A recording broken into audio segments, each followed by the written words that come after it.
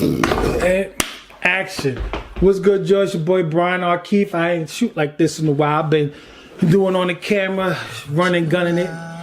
I'm gonna go set some things up. We're gonna talk about some things. Go get my little, fill up, make a little black Russian. Light my little candle, and I'll be right back. Beige. Okay.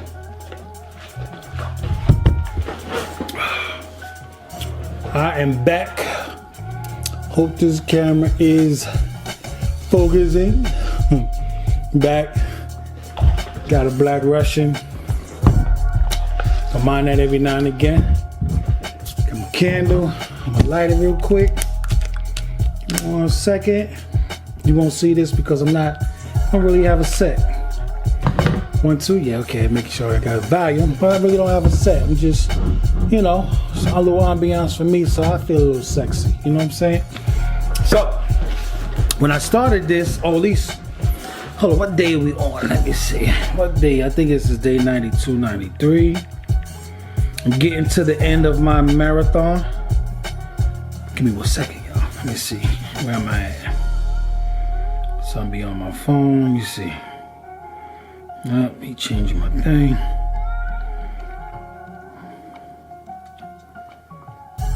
$90-something days, 200-something subscribers. I appreciate y'all. Let me see with my channel. Oh, video. Let me see. So this is day 93. I'm on schedule. Some days I had to catch it. But nonetheless, I ain't gonna bore you with all that nonsense. So, I'm here. So I know I was gonna talk about up until a few minutes ago.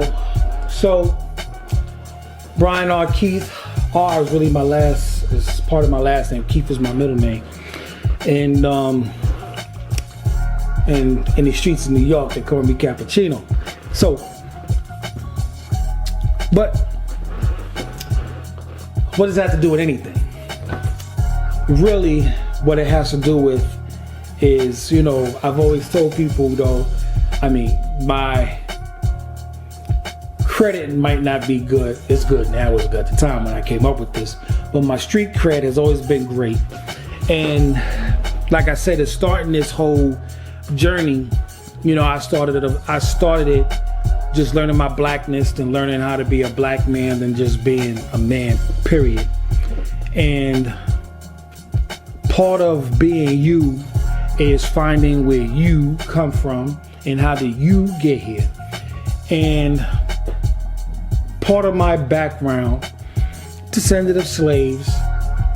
I don't know too much about my father's side because, my mother was sloppy. And but luckily on my father's side, I met I have some really good, some great siblings and awesomely great. But what I do come to find out, they come from Trinidad, the Trinidad lineage. But on my mother's side, I know a lot about that. And my maternal, grandparents, one, my grandfather, I love dearly. His people come from St. Martin. And we always talked of being Irish and Parisian or French. And we always took great pride in that. Even though the background does come from slavery. But we took great pride because though my great grandmother, our great grandfather is an Irish Duke and, a sign of nobility. He comes from a cloth of nobility. And when slavery was over, which was over in St. Martin before it was over here because it was run by Europeans, and they kind of set the tone of the blueprint of letting everything go or moving on. They tried to, the Irish Dukes, by way of Paris, they tried to set up they tried to set up the help with a great parting gift, as they say. And the legacy has lived on to this day. On my grandmother's side, word on the street was we're descendants of Thomas Jefferson and Sally Hemings. Now I have this book here, Jefferson's Children. Why do I bring this up? And how does it all fit into the narrative of this red pill space? Well, I'm gonna say RP space because the FBI is about to wild out. So on my maternal grandmother, from very early on, from this forever, I've always known that we were descendants of Thomas Jefferson and the slave he had, the story is very well known, of Sally Hemings. This particular book I'm holding here is written by, could be a cousin of mine, a distant cousin of mine, Shannon Lanier. And he goes all into the background of all the descendants, both black and white, of Thomas Jefferson and Monticello, and the affair and the legacy of Thomas Jefferson and Sally Hemings. And me and Shannon had talked over Instagram, never met him, but here it is today. You know, I'm wondering, I'm home today, I'm trying to figure out what it is I'm gonna talk about today. I only got a few more days left before I get into the real production of this channel. I gave myself a 100 video challenge, so I'm on day 93, I think I saw. So anyway, so I didn't know, I knew I had to do something. I knew I had to get into a format or whatever, switch it up, get off the phone and whatnot. So as I'm just chilling, sipping my little Tito's, and Sprite at the time, now it's Tito's, or my Black Russian vodka and Kahlua. Turn the TV just to see what's going on, see what the weather's gonna be like tomorrow. Since I'm home, I'm gonna be in the yard. Guess what's on the TV? Shannon Lanier. So a little bit about Shannon. Shannon he's a newscaster or a news reporter personality. And when I had spoke to him originally, when I introduced myself and we had brief conversations, he was in Texas. So here it is, I'm in New York, turn the TV, and guess who's on the TV? Shannon Lanier. And I said, you know what? I'm gonna go find this guy. We're gonna meet face to face and we're gonna talk. But in the meantime, it brought me to my present day subject, which is legacy. Legacy, which is why I'm here today to talk about. And why it's very, very, very important that your legacy, gentlemen, your legacy gets handed down to the proper descendant. Meaning, this is why it's very important to pick your partner carefully, to vet your partner carefully. It will be shameful and devastating to your relationship, to be willy-nilly and have to test your child, to find out if your child is really yours. 30 of all the people who are, or all the births who are contested, 30 to 40%, 33% I heard, 33 to 40%, it comes out the father is not the parent. 33 to 40% of the time, the child is not the father's son, or the child doesn't belong to the father, as the mother said. And this is why by nature, when a lion comes into a pride, the lion tends to kill off the cubs, because in essence, legacy and inheritance has to be handed down to the proper person, to the proper human, to the proper child. And a lot of times, and it's been within the last 20 years, it's been spotlighted that women out here are filthy. They're filthy. But I digress, because at the end of the day, it's about legacy. And this is why I say it's important to be proactive. It's important to investigate. It is important to do a in the background check, because you want to be able to hand down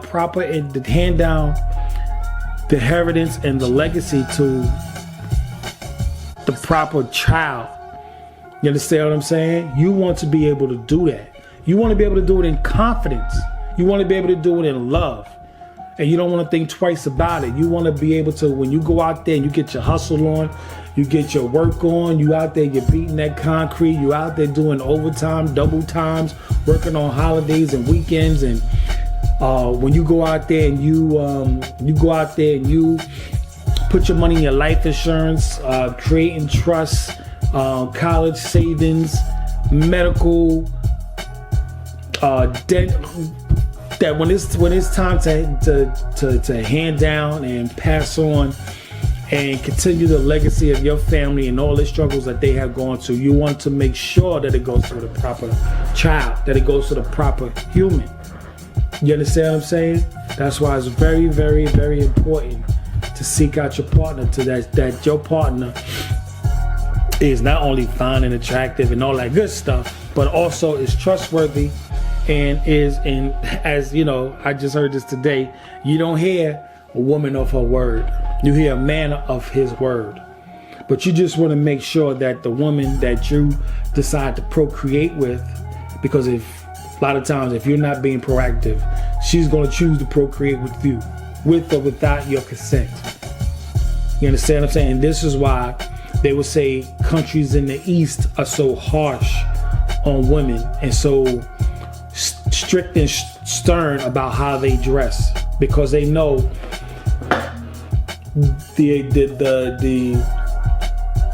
by via attractiveness, lust kicks in and can fuck up the business of legacy.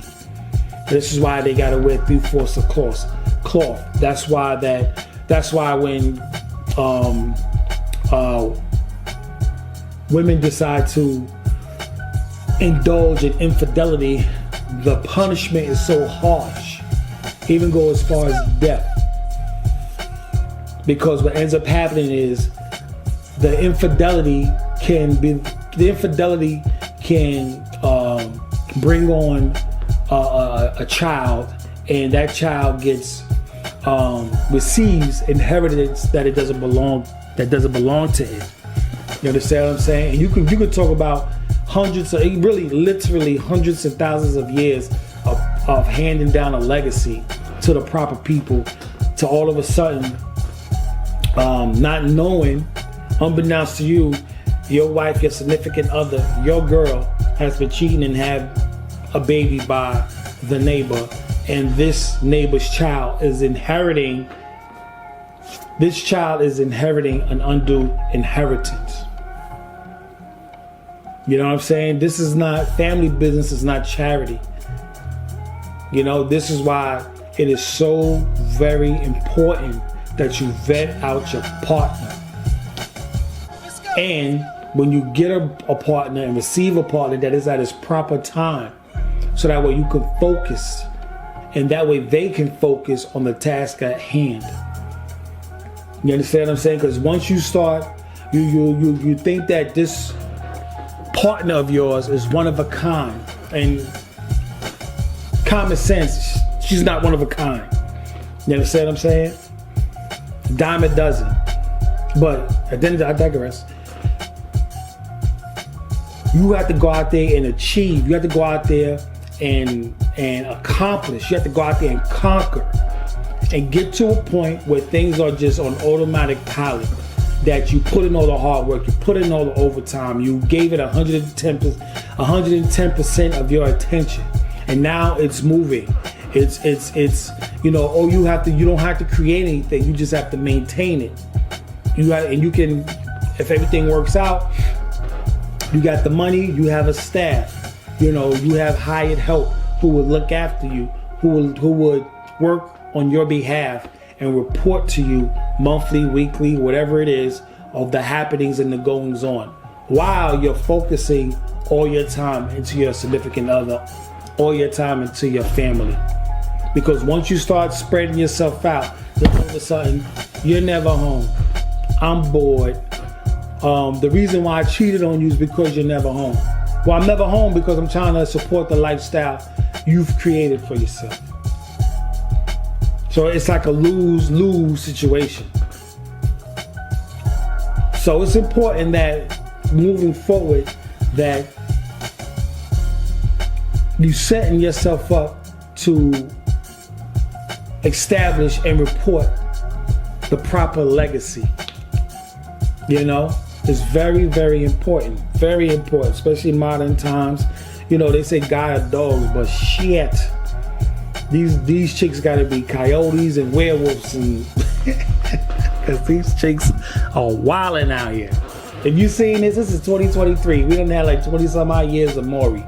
And Maury opened the door or shined a light on the rampantness of infidelity. It's crazy. But yeah, man, this is just another reason, man, inheritance. You know, when I talk to my wife, this is the purple pill perspective, and this is I'm the inside man giving you the purple pill perspective. You know, I had conversations with my wife, and her perspective is, you know, why do you have to go back? Why do you have to go back? Why can't we just pick it up from here and keep it pushing? And my thing is, this is true. But the problem is that our ancestors have put in back-breaking, hard labor, hundreds of years of work. And to say we're just gonna start over, or we're just gonna start from here, it kind of becomes disrespectful and disregards all the labor and the efforts and the investment, the blood, sweat, and tears that they put in for us to even sit here. You understand what I'm saying? And why do we have to start from scratch when a lot of the groundwork was already laid? All we got to do is go claim it. That's it. Go claim it. The work has already been done. The blood has already been shed. Claim it. So for us to go, why are we starting from here? We should be picking up where they left off. And we can do that. And the only thing, through my experience, these governments want to know, because I got to deal with, on one side, I got to deal with the Parisian, European government, and I got to deal with the American government via England, Jefferson and shaked and baked from, is just establish the paper trail. And Jefferson, at this point, Jefferson's Children, story by Shannon Lanier, they got a whole they got DNA. They got a whole society of Jefferson's Children. So my thing is, why are we starting over? We just have to carry the torch. We just have to reach back and grab the baton. And that way we get it to the next leg, and we handing it back to our children, along with a playbook. So, I mean, that's just what it is, man. You know, I had considered that, you know, just this is gonna start from here. But too many people died, too many people bust their ass for me to get to this point. And I'm only here. We're only here because of their work. So how disrespectful would that be to say we just gonna start from here and disregard all the work we put in? Gentlemen, please, and ladies, if you're here and you're entertained, legacy, keep that in mind. I know being safe is boring. I know it is boring. I know living on the edge is the most exciting thing ever. I know that's what gets my guy heart. You know what I'm saying? I get it. But we got work to do. There's a time and place for everything. And the time right now is to make sure our paperwork is straight and our legacy is in its proper order. Because we got work to do and we got miles to go. Now we came a long way, but we got miles to go. So gentlemen, please vet your partner. Do your in the background check. Be proactive. Don't be reactive. Be proactive. Don't waste your time because we don't got time to waste. All right? It's your boy Brian R. Keith. I'm going to see y'all on the next one. I'm going to see y'all tomorrow. I appreciate y'all. I love y'all. We're coming around the corner to the 100th video in the 100 days. And we're gonna turn up from there. All right, it's your boy Brian R. Keith. Like, comment, subscribe. Remember, be proactive, productive, and oh my God, be positive. Bass.